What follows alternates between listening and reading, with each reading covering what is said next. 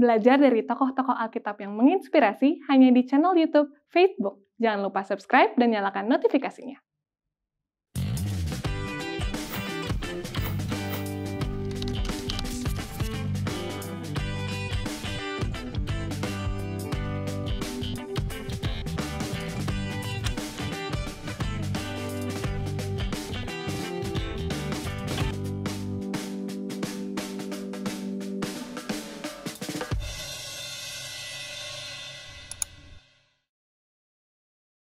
Shalom teman-teman, balik lagi di Facebook What's on Your Mind.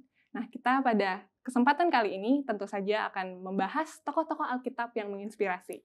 Dan kali ini aku bersama Pendeta David Zebedius. Halo Pendeta David, apa kabar Pendeta? Senang ketemu. Gimana kabar Pendeta? Baik? Sehat-sehat. Sehat-sehat, puji Tuhan. Semangat. Semoga teman-teman di rumah juga tetap semangat dan sehat-sehat menjalani aktivitas sehari-hari. Nah, Pendeta, sebelum kita membahas tokoh Alkitab, kita mau tetap mengingatkan kepada teman-teman di rumah, jangan lupa untuk subscribe ya Pendeta. Betul. Subscribe ke seluruh sosial medianya Hope Channel, dan juga jangan lupa subscribe di channel Facebook ini. Dan juga teman-teman, kalau misalnya teman-teman memiliki kesaksian atau pokok-pokok doa yang ingin doakan secara khusus, kita sudah mempunyai tim doa Hope Channel, jadi silahkan leave komentar di bawah. Sebanyak-banyaknya nanti ada tim khusus untuk mendoakan teman-teman. Nah, selain itu juga jika teman-teman di rumah punya ini Pendeta, hal-hal atau tokoh-tokoh yang ingin secara khusus dibahas, boleh juga, boleh request di bawah dengan leave komentar di bawah tokoh-tokoh Alkitab yang mana yang teman-teman mau secara khusus untuk dibahas. Jadi Pendeta, sebelum kita membahas tokoh Alkitab ini, kita kasih clue dulu sedikit nih Pendeta. Yang paling awal adalah tokoh Alkitab yang akan kita bahas ini namanya itu unik, Pendeta. Namanya unik. Tapi sebelum kita membahas tokoh tersebut, aku pengen tahu nih. Nama Pendeta kan Pendeta David ya, Pendeta David. Kalau boleh tahu kenapa dikasih nama David, Pendeta tahu? Sebelum menjawab itu Pendeta. Ini sebenarnya unik juga Kenapa, karena nama Pendeta? tengahku itu Alkitab semua. Oh gitu Pendeta. Jadi kalau bisa dibilang semua nama dari nama pertama, tengah dan family name juga, nama keluarga itu Alkitab. Semua jadi, Alkitab nama Pendeta. lengkapku David Yosua Abram Zebedius. Wah, David Yosua Abram Zebedius. Wah, jadi itu sebenarnya beban ya. Kenapa tuh Pendeta? Untuk menunjukkan nama itu karena kalau nggak hidup sesuai dengan tokoh-tokoh Alkitab itu kayaknya udah disorot nanti. Iya betul Pendeta. Namanya gini kok gini. Iya betul. Namanya ini kok perbuatannya nggak kayak orang-orang gitu kan. Betul. Tapi memang orang tua terinspirasi dari Alkitab. Raja Daud, lalu kemudian diadopsi David. Tapi Davidnya berbeda. Kenapa Pendeta? Karena ada E-nya di antara I dan D. Nah ini yang membedakan dengan David yang lain ya. Iya betul. Iya betul Pendeta. Jadi nama David itu memang dari Raja Daud, lalu Yosua Abraham. Zebedius nama keluarga tapi diambil juga dari Alkitab. Iya betul. Anak dari Zebedius kan, Yakobus dan Yohanes. Jadi memang harapannya bisa mengikuti teladan dari Raja Daud. Amin. Dan juga pemimpin Yosua, bapa dari semua bangsa Abraham, dan kemudian juga Zebedius. Wah, namanya Alkitabiah sekali ya. Tapi jangan diulang-ulang ya, nanti makin berat. Oke Pendeta. Tapi kira-kira dengan nama yang seperti ini Pendeta terbebani sekali atau tidak Pendeta? Kita berserah aja ya Pendeta. Supaya tetap sesuai dengan iya betul. Puji Tuhan. Kalau Yana? Aku. Kalau aku, nama aku itu justru kebalikan dari Pendeta. Oh gitu? Tidak ada Alkitabiahnya Pendeta. Nggak ada. Yang penting perbuatannya Alkitab. Amin. Semoga Pendeta. Nama aku Fabiola Yuliana Mauren. Fabiola itu sebetulnya nggak ada artinya sih. Kalau aku search sendiri, Fabiola itu artinya wanita tangguh. Tapi sebetulnya karena kakakku namanya Fabiona, baru yang kedua namanya Fabio, lalu aku Fabiola, lalu adikku Fadio. Jadi disamain. Orang tua aku kurang kreatif mungkin, jadi ubah-ubah sedikit aja. Supaya kedengarannya sama. Iya, supaya kedengarannya sama. Tapi panggilannya Yana, karena Yuliana. Yuliana itu karena lahir bulan Juli. Jadi nggak ada arti-arti khusus sih Pendeta. Tapi ya kira-kira seperti itulah Pendeta. Kalau aku, karena pas aku cari ternyata Fabiola itu wanita tangguh, aku langsung wah jangan-jangan aku harus kuat. Atau mungkin ini juga harapan untuk dari orang tuaku supaya aku bisa menjadi wanita yang kuat. Jadi nggak tersurat tapi tersirat. Tersirat ya, betul sekali Pendeta. Tokoh Alkitab yang akan kita bahas akan berkaitan erat dengan nama, dengan artinya. Tapi kita harus berhenti dulu nih teman-teman. Kita akan bahas tokoh Alkitab kita dan arti dari namanya di segmen selanjutnya. Jadi jangan kemana-mana, tetap di Faithbook.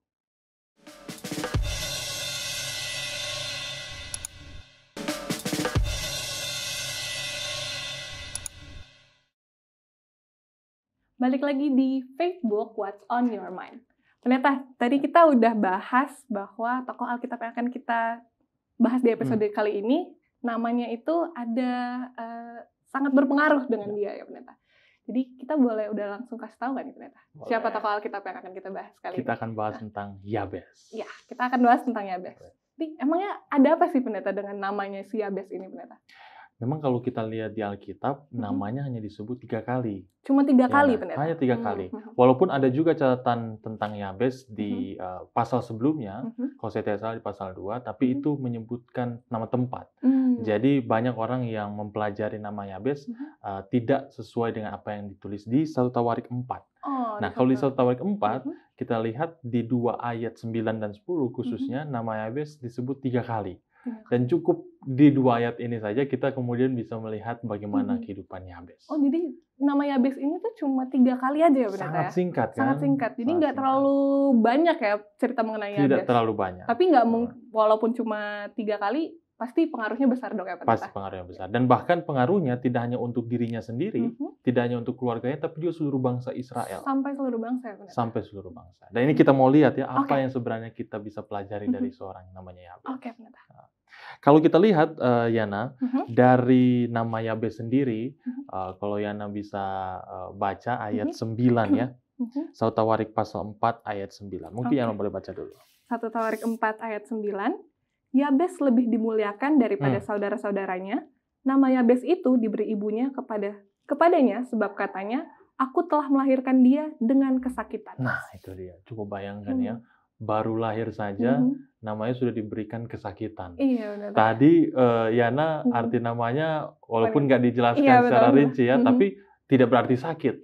Yabes ini baru saja lahir dari kandungan ibunya, karena ibunya merasa sakit, dia langsung dinamakan kesakitan atau namanya yang berarti kesakitan.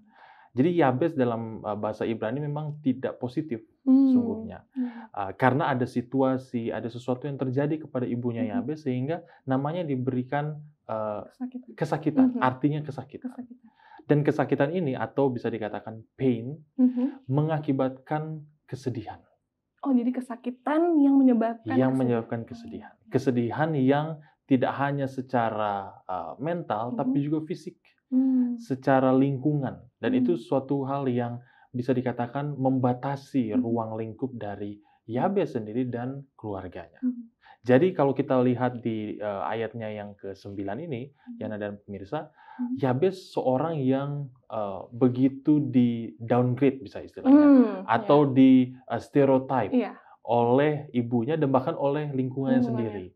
Karena dari arti namanya kita bisa tahu, oh Yabes ini ternyata penuh dengan kesakitan, penuh dengan keterbatasan, penuh dengan kesedihan pada awalnya. Tapi pada saat kita membaca ayatnya yang ke-10, kita mulai lihat, wah ini sudah berbeda nih. Coba kita baca ayat 10 ya, Yana ya. Ayat yang ke-10, Yabes berseru kepada Allah Israel, katanya, kiranya engkau memberkati aku berlimpah-limpah dan memperluas daerahku, dan kiranya tanganmu menyertai aku dan melindungi aku daripada malapetaka, sehingga kesakitan tidak menimpa aku, dan Allah mengabulkan permintaannya itu. Oke, nanti kita akan coba bedah satu persatu ya dari kalimat doa Yabes ini. Tapi melihat konteks di 1 Tawarik pasal 4, sebenarnya Yabes ini ditulis namanya di saat mereka atau orang-orang di Yehuda waktu itu menuliskan silsilah raja-rajanya. Jadi kehadiran Yabes, walaupun dengan keterbatasan, dengan kesakitan, dan juga banyak sekali hal yang ingin dia taklukkan karena berbagai kesalahannya itu, dia berada di catatan yang ditulis mengenai raja-raja Yehuda. Jadi bisa dibayangkan, Yana, dia seorang yang tidak spesial, tetapi ada di catatan orang-orang yang spesial. Oh, ya. Di catatan para pemimpin, para raja ya Yehuda. Dan kemudian saat kita tiba di ayat 9 dan 10, nama Yabes ini kemudian bisa kita lihat. Bisa kita coba dalami. Dulu di zaman Alkitab kuno, nama itu memiliki pengaruh ya. Tadi kita udah sempat bahas sedikit. Tetapi tidak hanya untuk masa waktu itu, tapi juga untuk masa yang akan datang. Oh, jadi kayak harapan ya, Pendeta? Harapan. Nama itu berisi sebuah harapan ya? Berisi sebagai harapan dan juga ketergantungan kepada Tuhan, bisa dikatakan. Karena bangsa Israel memang umat Tuhan. Iya, betul. Bangsa Israel juga adalah umat pilihannya. Oleh sebab itu, kehadiran Yabes ini bukan sesuatu yang biasa-biasa saja. Terlebih pada saat doanya itu kemudian dituliskan. Kalau tadi sudah dibaca oleh Yana kan, kalimat terakhirnya yang luar biasa. Allah mengabulkan permintaannya itu. Siapa sih yang nggak mau doanya dikabulkan kan? Siapa yang nggak mau doanya dipenuhi oleh Tuhan? Tapi seringkali kita melihat, aduh, sebenarnya nama saya pun, hidup saya pun seperti ini ya. Saya kan bukan keturunan bangsawan, bukan orang kaya, bukan orang yang juga terkenal. Masa sih Tuhan akan memenuhi permintaan doa saya? Seringkali kita berpikir seperti itu, tapi di tengah keterbatasan yang Yabes miliki, Yabes tetap berseru. Yabes tetap memberikan imannya yang sesungguhnya kepada Tuhan. Dan kalau kita lihat di sini ya, Yabes ini sebenarnya seorang yang tidak memiliki harapan. Kenapa? Tanpa pengharapan dan namanya itu bisa diistilahkan disfungsional. Disfungsional. Karena tadi kembali ke kata stereotip. Secara psikologis dan secara sosial, seringkali stereotip itu kan jadi bahan bulian orang. Iya, betul. Ya kan? Orang bilang, kamu sih, kamu lahir dari tempat itu sih, ya kan? Kamu datang dari keluarga yang seperti itu. Padahal itu kan bukan sesuatu yang bisa kita pilih ya. Coba mungkin Yana, apa bisa memilih orang tua yang saat ini tentu menjadi orang tua Yana. Saya pun seperti itu, tidak bisa memilih dari keluarga mana. Kalau saya bisa memilih lahir dari Amerika atau Eropa, mungkin udah banyak orang yang dari sana ya. Tapi kita nggak bisa memilih dari mana kita lahir, dari mana kita berasal. Yabes pun seperti itu. Yabes tidak bisa memilih dari mana dia datang, dari mana dia berasal. Tetapi pada saat dia datang dari lingkungan yang disfungsional, nama pribadinya saja tidak terkesan positif, dia tahu bahwa ada Allah yang dapat bersama dengannya.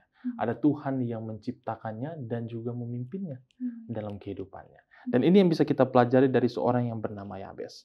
Kalau Yana boleh baca Amsal 9 ayat 10 ya. Amsal 9 ayat 10. Amsal pasalnya yang ke-9 ayat 10. Amsal 9 ayat yang ke-10. Ya. Permulaan hikmat adalah takut akan Tuhan, dan mengenal yang Maha Kudus adalah pengertian. Oke, jadi hikmat ini menjadi kunci juga ya, menjadi kunci. Bagaimana kita bisa mengenal Tuhan kita? Bagaimana kita bisa mengetahui siapa yang menciptakan kita? Kan banyak orang berpikir, kita kan sebenarnya hidup untuk diri kita sendiri. Kita hidup makan, minum, bekerja untuk diri sendiri. Memang tidak salah, tapi hidup ini ada yang mengatur. Hidup ini ada yang sudah dari sananya ada yang mengetahui apa yang akan terjadi. Satu ayat lagi, di Pengkhotbah 7 ayat 29. Ini nggak apa-apa ya, satu ditambah supaya kita melengkapi pembahasannya. Pengkhotbah 7 ayat 29, ya, Anda boleh baca. Pengkhotbah 7 ayat yang ke-29. Lihatlah, hanya ini yang kudapati, bahwa Allah telah menjadikan manusia yang jujur, tetapi mereka mencari banyak dalih. Oh, menarik ya. Seringkali kan ada juga yang berkata, waduh, hidup saya miskin, jadi ya udahlah sampai saya mati pun ya miskin aja gitu kan. Dari sononya udah kayak gitu. Saya hidup mungkin nggak sepintar, seberuntung orang lain, ya kan. Saya tidak beruntung dalam hal kekayaan atau juga dalam hal akademis misalnya, atau berbagai hal yang bisa kita keluhkan.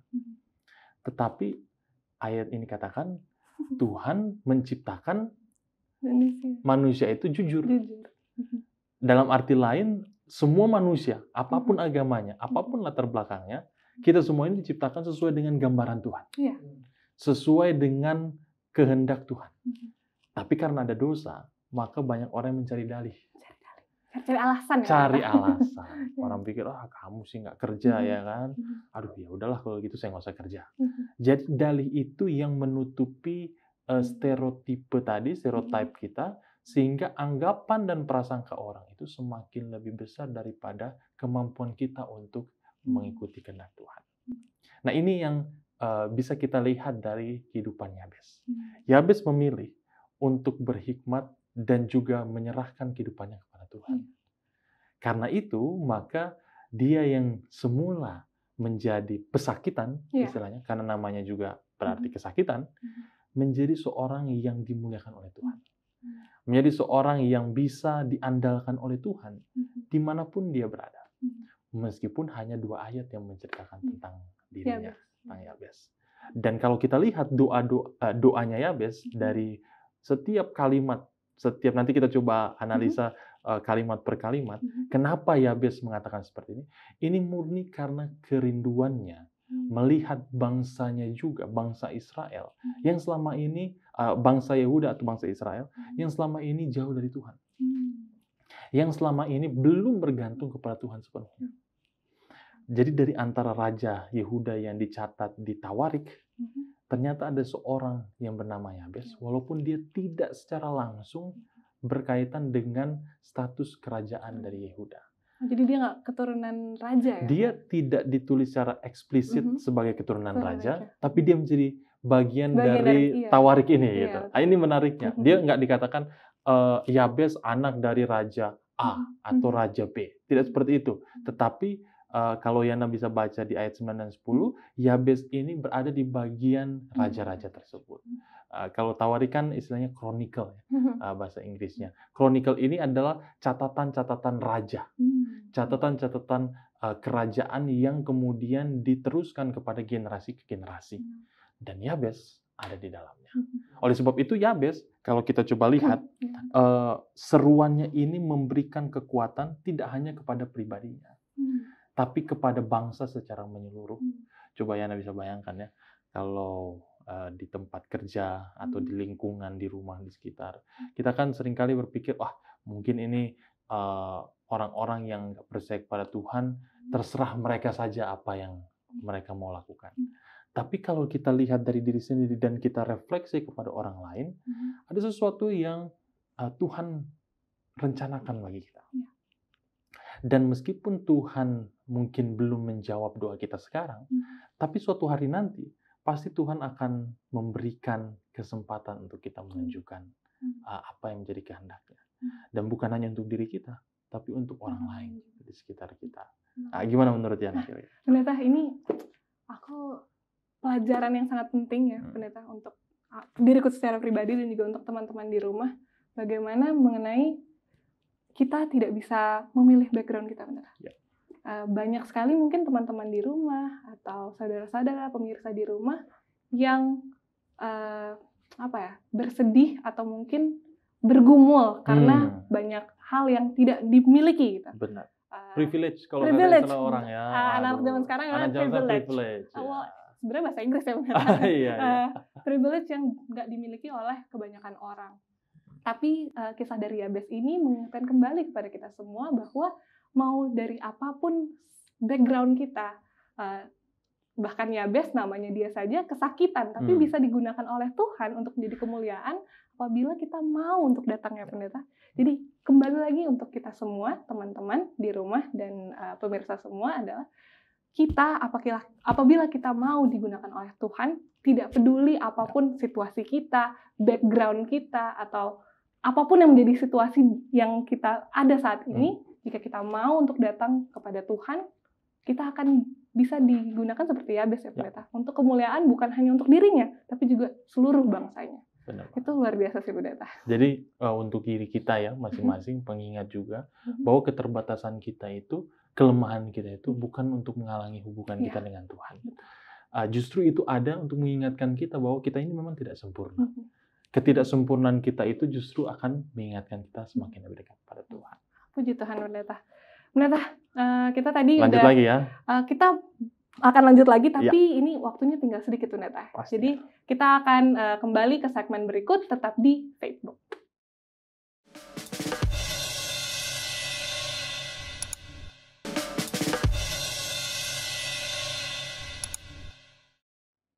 Login lagi di Facebook, What's on Your Mind. Ya, Pendeta, tadi kita udah bahas mengenai namanya Yabes, terus sudah membahas mengenai stereotip Yabes, dan kita akan bahas apa lagi nih, Pendeta? Doanya Yabes. Doanya Yabes. Ya. Bahkan kalau Yana pernah dengar doa Yabes, ini cukup populer juga. Iya, dijadikan lagu ya, Pendeta? Dijadikan lagu kan. Banyak sekali yang tahu tentang lagu doa Yabes. Dan ini karena nyanyikan, dibuat jadi syair. Jadi mari coba kita lihat syair per syairnya atau baris per barisnya. Kenapa Yabes mengatakan kalimat-kalimat ini dalam doa kita atau dalam doanya, dan bagaimana doa kita kemudian mempengaruhi iman kita seperti Yabes juga. Karena seringkali kan kalau kita berdoa, mungkin ada yang berkata, Tuhan, saya mau makan, berkati makan ini, amin. Nah, itu kan doa makan seringkali begitu ya. Aduh, guilty. Jadi cuma itu aja, karena udah lapar mau makan banget gitu kan. Atau ada juga yang lebih ekstrim, Tuhan, Engkau tahu apa yang aku maksud, amin gitu kan. Saking sudah tidak ingin lagi terlalu panjang doanya, langsung begitu. Tapi ada juga yang doa terlalu panjang, sampai akhirnya jadi khotbah. Nah, ini jadi salah satu hal yang juga bisa kita pikirkan. Tapi doa Yabes singkat, padat, dan jelas. Ada 4 kalimat khususnya yang bisa kita tarik maknanya. Kita tidak harus persis seperti ini doa kita, tetapi bagaimana kita mengambil poin dan maknanya. Apa yang bisa kita pelajari dan kita aplikasikan ya. Yang pertama ya, kata Yabes di ayat 10, kiranya Engkau memberkati aku berlimpah-limpah. Kok langsung ke berkat ya, kata Yabes. Kenapa Yabes tidak mengatakan ampuni dosaku terlebih dahulu, ya kan? Atau puji Tuhan dulu, gitu kan? Atau misalnya ingin merendahkan hati dulu. Kenapa harus langsung memberkati aku berlimpah-limpah?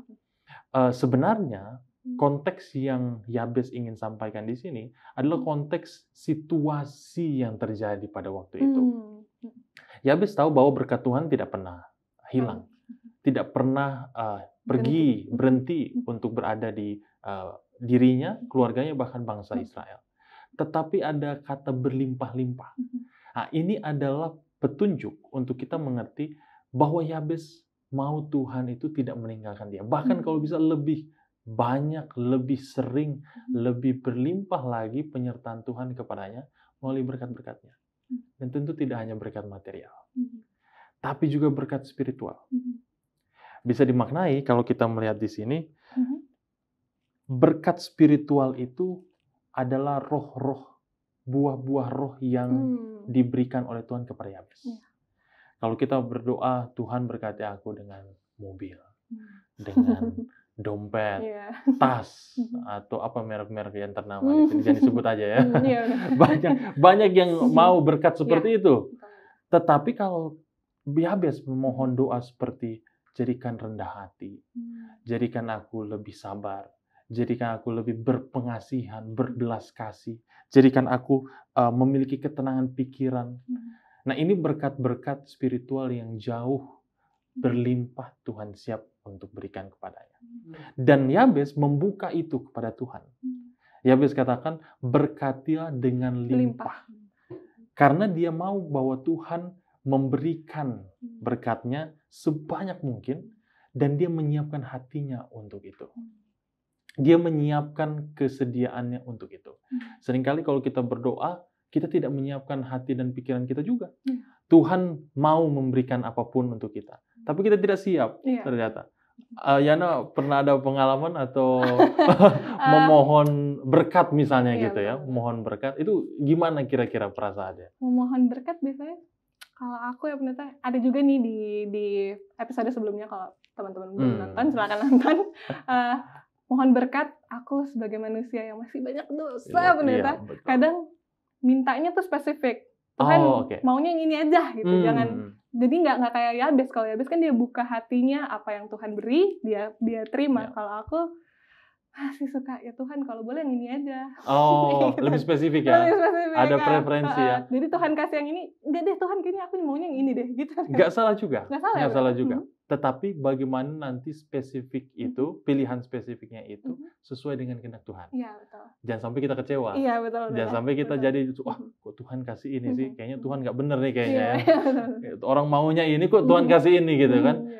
Karena penyerahan kita pada Tuhan melalui doa kita itu justru menuntun kita kepada pilihan yang Tuhan kehendaki. Poin yang kedua, nah ini yang kemudian agak lebih spesifik ya Yana ya. Kiranya engkau memperluas daerahku. Nah ini luar biasa.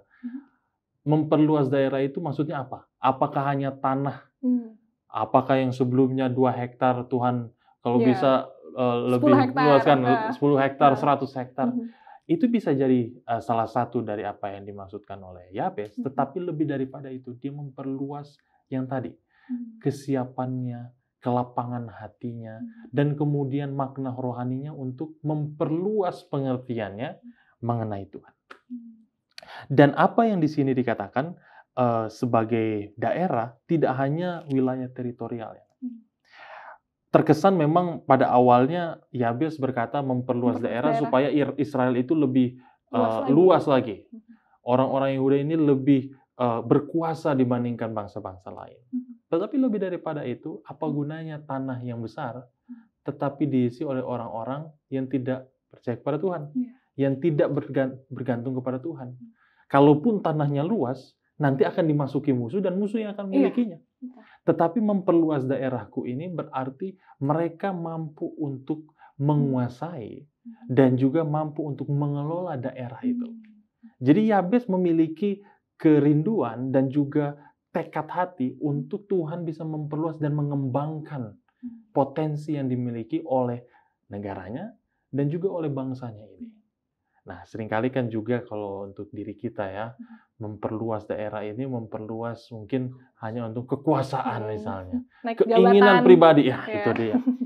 Stigma atau pengertian kita tentang kekuasaan atau hal yang bisa kita miliki lebih lagi itu hanya untuk motif pribadi. Sedangkan kalau Yabes, dia memperluas daerahku itu bukan hanya untuk dia, tetapi untuk seluruh bangsa. Kiranya engkau memperluas daerahku, kiranya tanganmu menyertai aku. Nah, kita masuk ke poin berikutnya.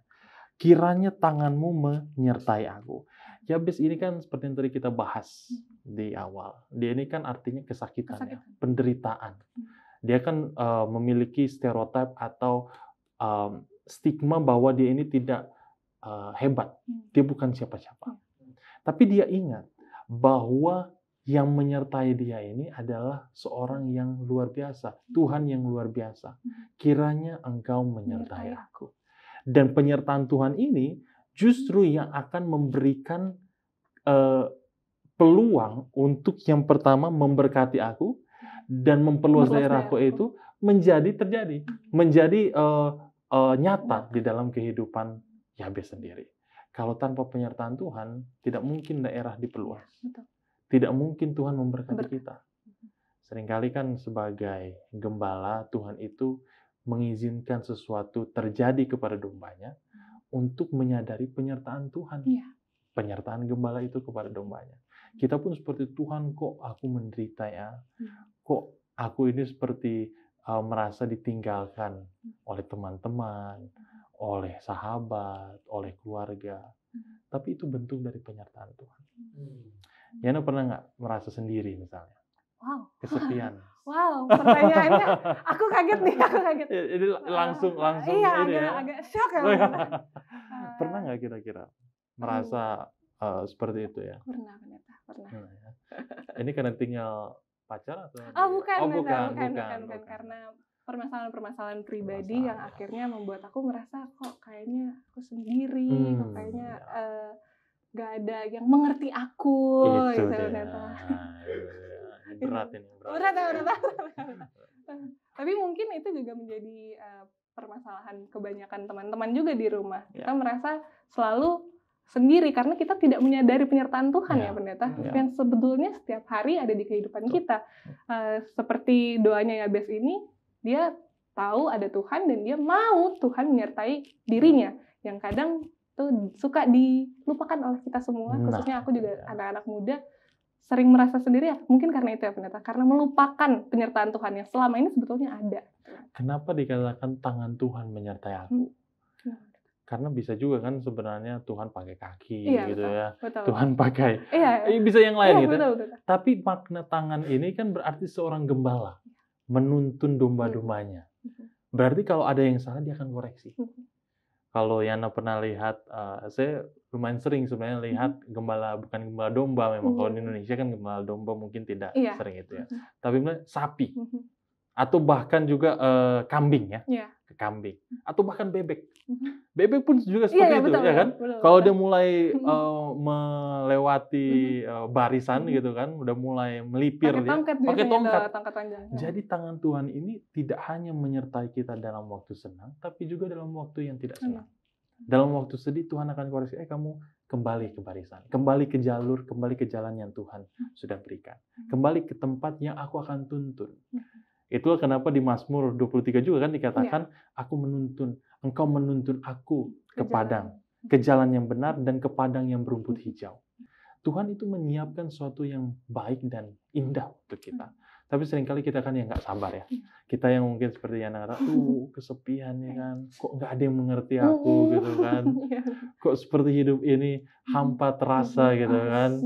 Diriku tanpa dirimu, ini kan sudah mulai berat ya. Nah tapi Yabes kemudian melihat, hidup ini ada yang memberikan penyertaannya, ada yang memberikan pimpinannya.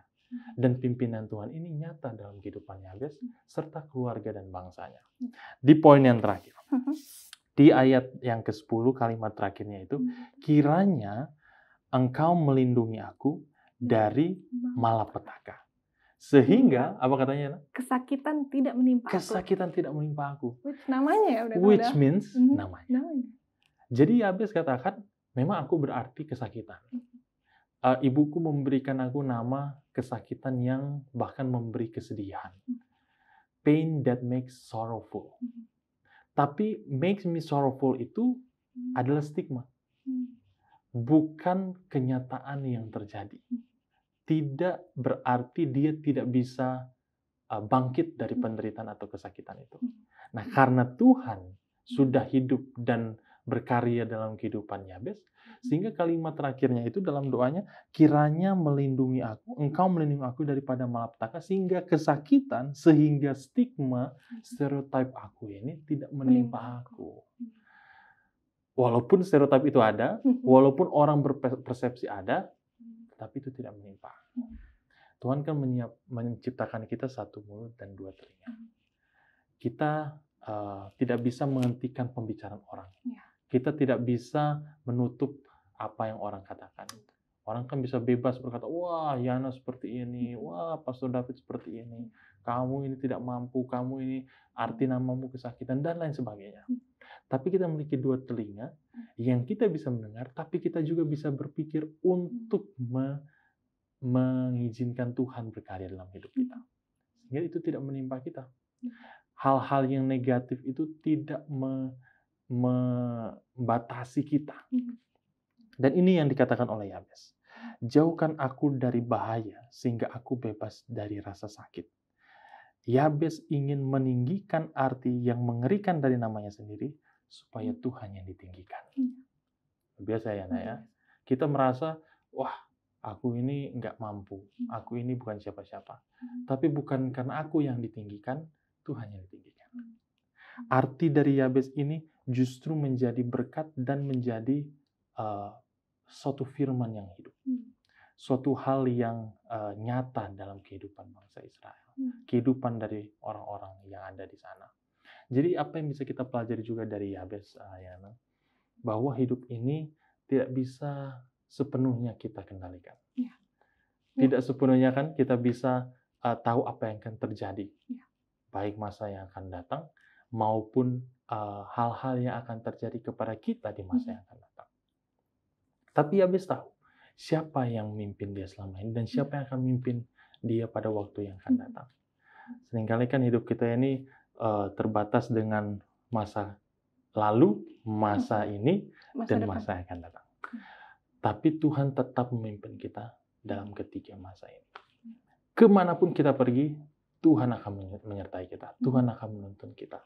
Dan itu harapan kita, bahwa malapetaka tidak jatuh dan tidak menimpa kita.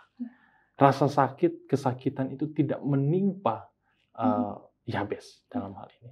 Maka doa Yabes ini menjadi suatu keutuhan. Menjadi suatu paket. Bahwa di dalam kehidupan Yabes ada iman, ada penyerahan, dan ada pengharapan. Kalau kita memiliki iman dalam Tuhan, walaupun kita tidak tahu apa yang akan terjadi ke depan, kita selalu berserah padanya. Tapi berserahnya itu bukan berserah yang pasif ya. Bukan pasrah gitu ya. Pasrah itu kan seringkali bisa positif, bisa negatif. Tapi kesannya gitu, udahlah, aku nggak bisa buat ini, ya sudah begitu ya. Tinggalkan aja gitu. Tapi pasrahnya itu pasrah yang memang terus berserah, berkomitmen, dan berpengharapan. Sehingga hidup kita ini enggak tanpa tujuan ya. Hidup kita justru dengan tujuan yang akhir bersama dengan Tuhan. Pendeta, ada satu hal menarik nih. Gimana? Yang kayaknya bisa menjadi hal ini juga buat teman-teman di rumah. Itu bagaimana tadi pendeta bilang bahwa kita tidak bisa mengkontrol segala hal di kehidupan kita. Seperti halnya Yabes, pendeta, dia nggak bisa kontrol dia namanya dia siapa, nama yang dari nama kesakitan itu, dan dia nggak bisa kontrol hal-hal yang dia hadapi dalam kehidupannya. Betul. Dia dalam situasi yang dia hadapi. Itu bisa menjadi pelajaran buat kita semua, teman-teman di rumah, apalagi biasanya anak-anak muda nih. Anak-anak muda suka ini sendiri, pendeta, overthinking, suka terlalu stres sama banyak hal, karena mau mencoba untuk mengkontrol banyak hal di dalam kehidupan. Akhirnya jadi stres sendiri. Ada mungkin beberapa teman-teman yang akhirnya jatuh dalam depresi. Karena mau mencoba untuk mengkontrol segala hal dalam kehidupan kita. Cuman dari kisah Yabes ini kita diingatkan bahwa nggak apa-apa sebetulnya, ada hal-hal yang nggak bisa kita kontrol. Nah, ada Tuhan kita yang akan selalu menyertai kita, yang memberi tuntunan untuk kita semua supaya nantinya Tuhan bisa gunakan kita untuk menjadi kemuliaan yang mungkin buat orang-orang lain itu stereotip atau stigma yang buruk. Tapi jika kita serahkan semuanya kepada Tuhan, semua yang buruk-buruk itu boleh menjadi kemuliaan. Amin. Jadi it's okay not to be okay. It's okay not to be okay. Banyak quotes ya hari ini. Seperti nama ini ya, judul series juga. It's okay not to be okay. Betul. Karena di hidup kita ini nggak sempurna. Ada brokenness.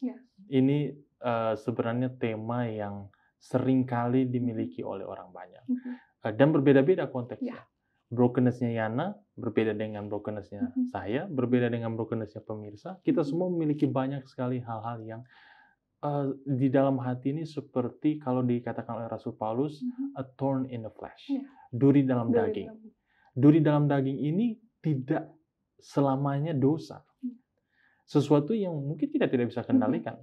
Seperti yang Yana katakan, hal itu terjadi mungkin bisa mengecewakan kita, mungkin bisa bikin kita lebih depresi, lebih tidak tahu apa yang harus dilakukan. Tapi dengan itu kita semakin diingatkan bahwa ada yang mengendalikan kehidupan ini. Bukan saya yang mengendalikan, bukan kita yang mengendalikan, tapi Tuhan yang mengendalikan hidup kita. Luar biasa ya. Ini kisah tentang Yabes ini luar banyak biasa, sekali yang relate di kehidupan kita. Walaupun hanya 2 ayat ya. Walaupun cuma 2 ayat, walaupun kelihatannya kayaknya cuma sedikit, tapi ternyata pengaruhnya dan pelajaran-pelajarannya sangat baik untuk kita semua dan teman-teman di rumah. Kita akan masuk ke kesimpulan ya. Jadi udah banyak sih memang, dan pasti masih banyak ya pendeta pelajaran-pelajaran mengenai Yabes ini, tapi kita harus kesimpulan. Jadi jangan kemana-mana, tetap di Faithful.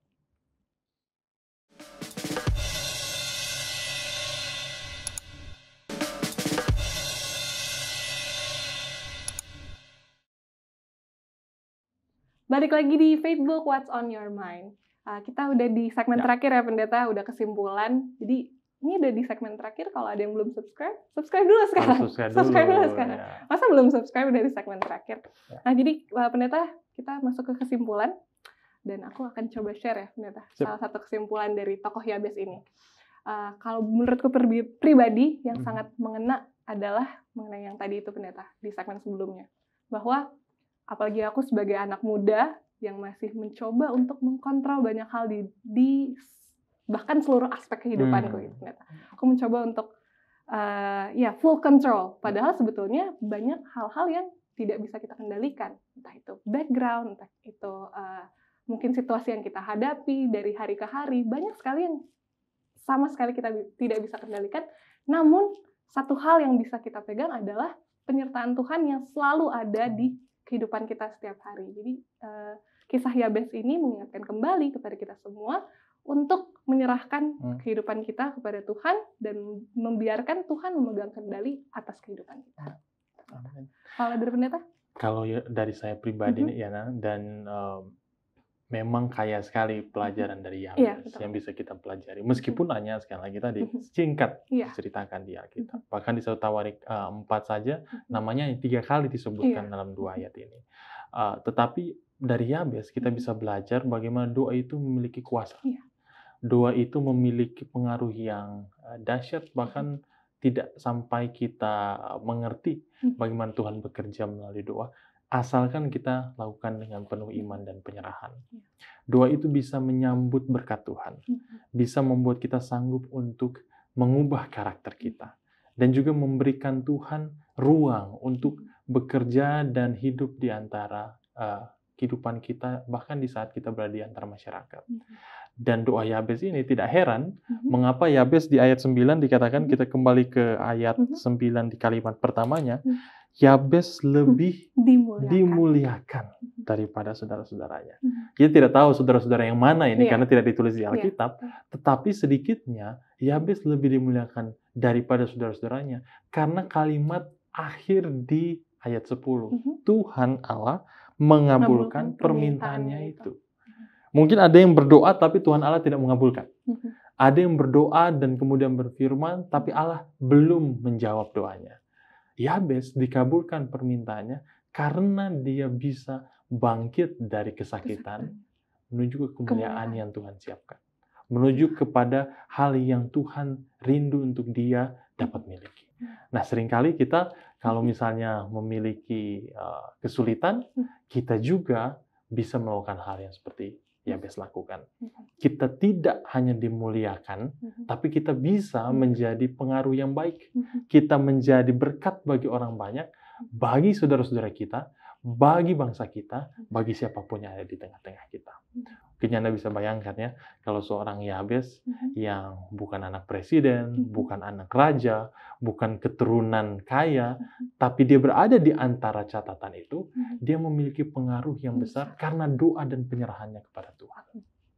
Dan apabila kita melakukan ini, maka kita juga dapat melakukan apa yang Yabes telah lakukan. Kita tahu bahwa Yabes ini adalah seorang pahlawan iman. Tapi dia sering diabaikan karena banyak yang mungkin belum pernah mendengar ya cerita ini. Orang cuma 3 kali. Orang cuma 3 kali disebut ya. Yana juga mungkin sebelumnya belum terlalu mendengar ya. Dan kita juga saat ini semakin diingatkan.